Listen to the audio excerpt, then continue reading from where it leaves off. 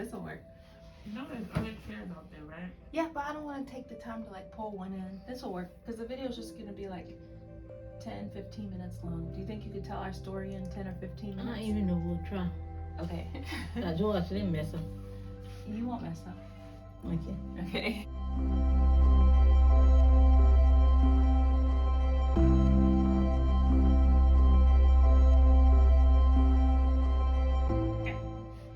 Hi YouTube, it's Rabina of Sincerely Mrs. Griffin, and today I'm here with the one and the only. I'm here with my mother, Priscilla, who is visiting from Tennessee, and right now we are in New Orleans to celebrate my husband's graduation.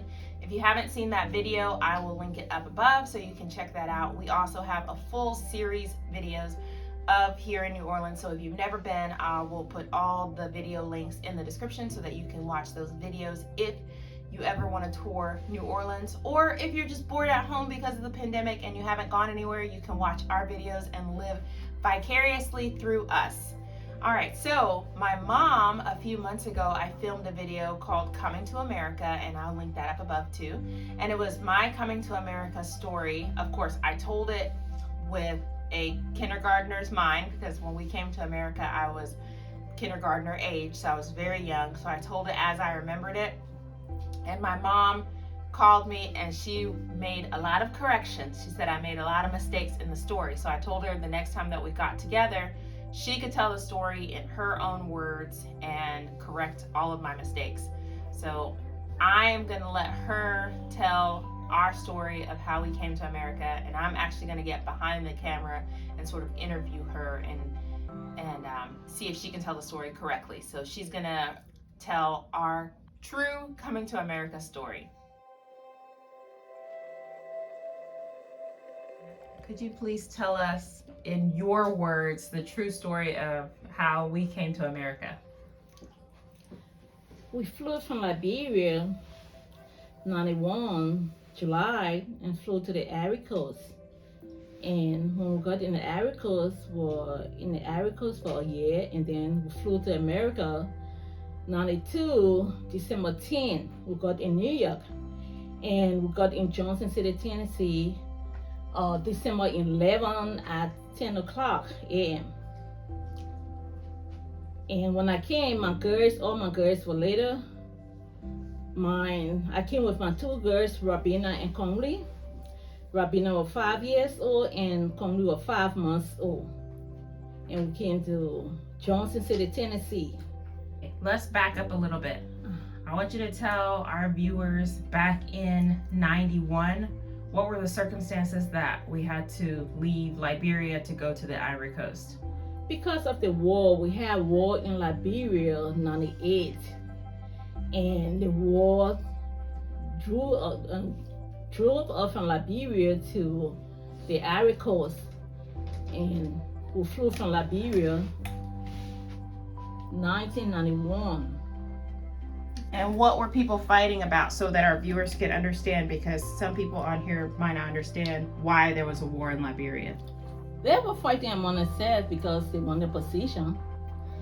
They overthrew the government, the president that was there, Samuel K. Doe, because Charles Taylor wanted that position. He wanted to become president in Liberia. Therefore, he took war into the country. And that war lasted for so long in Liberia. This is why we're in America today, because of the war. So it was a political fight that was happening in Liberia. That's what caused the war? Yes. And where were you and the bulk of our family during the high time of the war, from the late 80s until we flew to the Ivory Coast? So what was the situation like? We left, I was in Sinta. I was working Sinta with RCC, which is a rubber company. I was a bookkeeper at that time at the rubber company. And I left that, the war entered 1998, and I left Sinta to go to Kingsley, number 7, where my mommy and dad was. And my little daughter at that time, I had Rabina and Fonyi. So I left Rabina with my mother because I used to go and come travel from Sinta from Kingsville to Sinta every morning to work. So when I walk in, I was able to walk from Sinta to Kakatan. And I spent the night in Kakatan. From Kakatan, then I went to Kingsville where my mommy and dad and my two girls were. So I was there with them for some time. The rebels, they drew us from Kingsville back to Kakatan. And we were in Kakatan for some time. And then later on, we went back to number 7 again. While we're in number 7, the war got very hot. And then we have to leave from there, from Kingsville, to travel back to Kakatan. And while we're in Kakatan, we stayed in Kakatan until we got to Banga. From Banga, and then we went to the Ivory Coast. But while traveling from Kingsville to Kakatan, they called my father. They said my father was some kind of Congo man. And my daddy said, no, I'm not. And my daddy said, no, they said my father was from one of the tribes, from either the Crown tribe or from either the Gil tribe or the Peta tribe or one of the tribes. They said that where my daddy was from. And my daddy said, no, I'm a Bassa man. And they said, no, I can't believe it.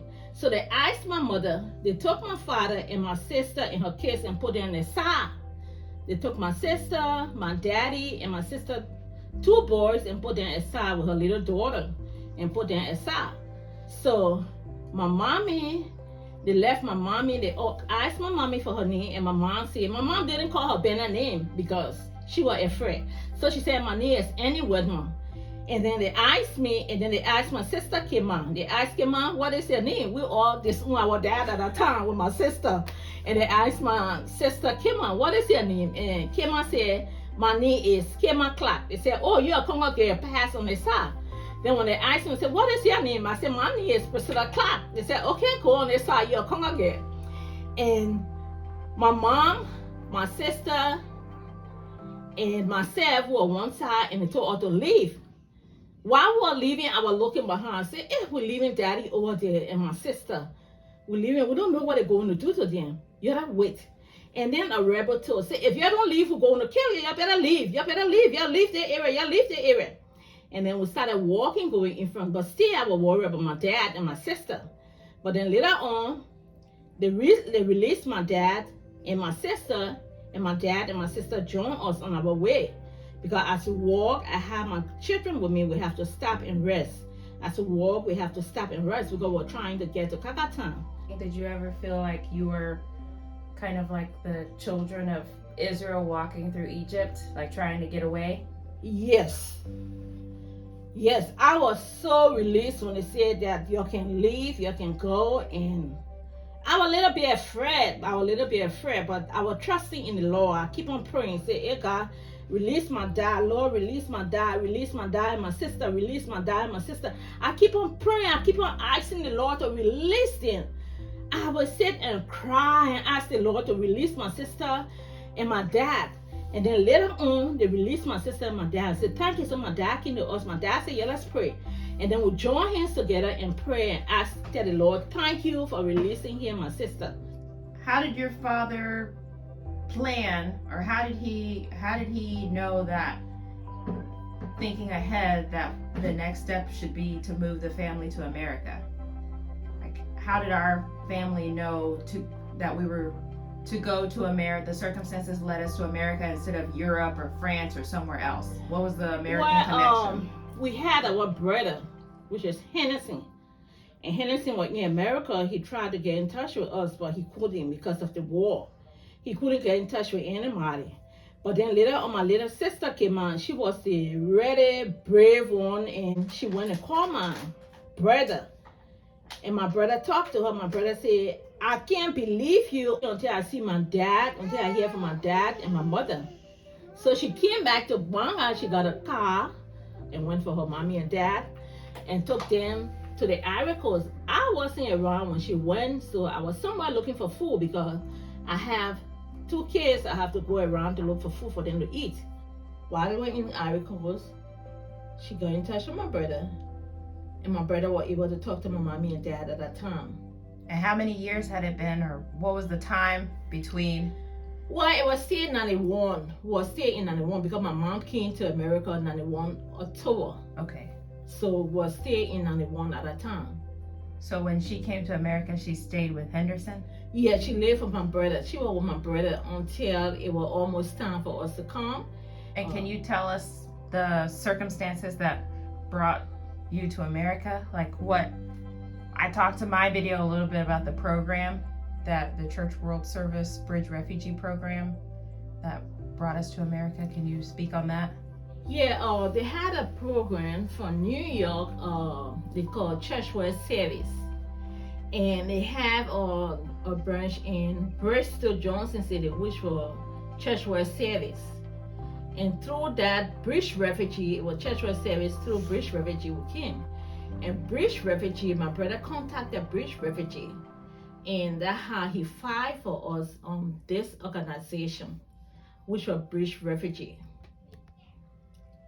And that's how we got in America through Bridge Refugee Organization. And when we got here, they asked my brother to find a church to sponsor us. And New Zion Church sponsored us to Johnson City, Tennessee. And that's how come we ended into Johnson City, Tennessee. Otherwise, you probably would have ended up somewhere else. Yes. If it wasn't for the connection with Bridge Refugees. Yes. So because my brother was living in Johnson City, so he got in touch with Bridge Refugee. So you said when you came to America, you came with 2 children. You came with Robina, me, and you came with a 5-month-old Conwiti. Yeah. But you have 3 children. Yeah, I left my oldest daughter. I was so confused, and I left my oldest daughter with my little sister because she just had a baby, and she asked me for my oldest daughter to go and be with her and her son to play with her little son. And when I got here, I was feeling so bad. I felt so bad until, I filed for my daughter later on, and she came to America and she joined me. And she joined me in 96. Okay. So talk to us a little bit about what was it like when we came to America, when we arrived here. Oh, when we arrived at the airport, Tri-City Airport, we had our sponsor waiting for us, which was Reverend Webby and his church member. They were at the airport waiting for us with our brother. And at that time when we got here, it was snowing, man. The snow was very heavy. It was snowing in Johnson City. And when we got here... And this was December 92? Yeah, December 92. And when we got here in January, I have to put my little daughter Robina in school because Conley was still baby. How many people came in our party when we came in December? Well, 9. 9 people. And who were they? It was my daddy, it was my 2 nephews, Albert and Say. It was Kima and her son. That's your baby sister? Yeah, my baby sister. And it was Priscilla and her 2 kids. And Zoe. And Zoe, yeah, and my niece Zoe. Yeah. So what did you do for work when you first came to the U.S.? When I first came to the U.S., when I first got to the U.S., when I had my baby Conley, she was preterm, so she was very small. She was very little. The only thing you could see on her, it was her head. That's all you could see on her, but she was very little. Because I was not taking no vitamin and thing, nothing, so. Yeah, because it was during a time of war. During the time of war, so I was not taking any treatment. So when I got here, took her to the hospital. She was in the hospital for 2 days, and then later on they released her, and the health department came to the house. They used to help her to use her hands. So I was home for some time before I started working because I have to be home with her and take care of her. And then later on, she got a little bit stronger. I joined my sister then at work, which was so Eastern Apparel. We used to do jeans, like press jeans.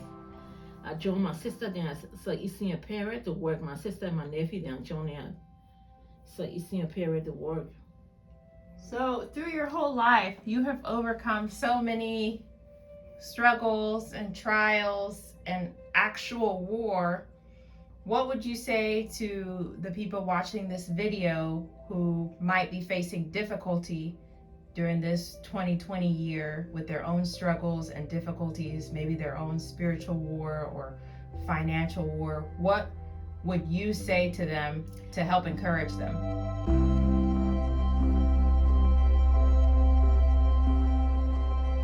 I would tell them they should always trust in the Lord. Always believe that God is with you. Do not give up. Be strong. In everything, be strong. Have faith. Pray. Call God's name 2-3 times a day. Read your Bible. Meditate on voicing. Have hope that it will be okay. Trust in God.